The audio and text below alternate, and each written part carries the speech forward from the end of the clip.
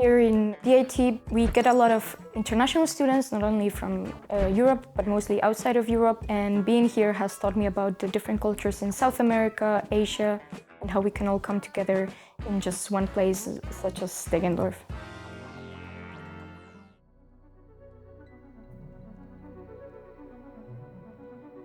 At Deggendorf Institute of Technology, we've been at the forefront of internationalization, and we have about 50% international students. So from early on, we had to evolve tools to work internationally. Well, traditional learning, like the old school learning, is the professor talks, but the new way is that students really find their own course of learning. They have to solve challenges.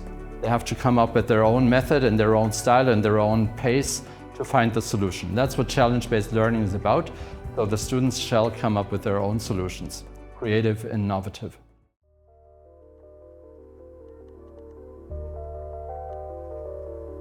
For students, it's first of all opportunity to try out group work and work like it would be in a real world. Not just studying, sitting through lectures for whole semester and then taking the exam, but trying to do something with their hands, with a team, trying to collaborate between different universities, see the European Union, different countries, meet a lot of people and build a network while they're still studying.